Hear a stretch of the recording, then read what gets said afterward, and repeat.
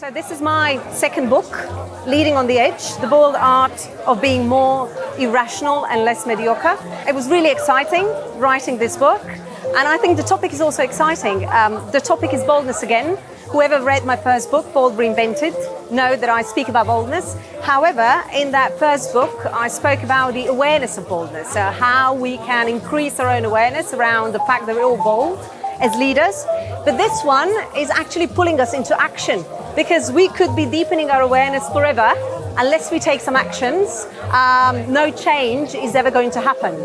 And the reason why I wrote this book is because I listen to many leaders' stories. I work with organizational leaders. I listen to their stories, and I actually hear so often that they choose a safe path as opposed to a very exciting but risky path. So they give up on their visions, on their dreams, on the change that are capable of creating for the sake of staying in their comfort zones and potentially trading off the contribution that they could be making with the comfort that they have created for themselves.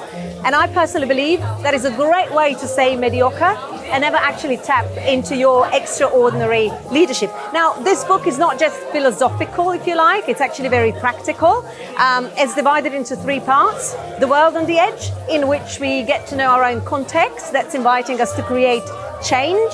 Then Leadership on the Edge, what are the patterns that we choose when we're not ready to lead on the edge, and what's the cost of that? And also, how often do we ask ourselves, who would want to be led by me and why? And the third part of this book is called Daring on the Edge, which pulls us into action, where I give actually some practical steps on how we can come up with our bold ideas, not give up on them, but actually bring them in our world for the sake of extraordinary leadership and extraordinary world. I think in today's world, we need to raise our own awareness of our boldness potential. We should not leave it dormant, because our world will suffer the most. We're all inherently bold. We don't all choose to follow that path, but when we don't, we actually waste our own potential. Some boats only come once, so it's really worth raising your own awareness around what's the change that only you can make and what's needed for you to take the first step.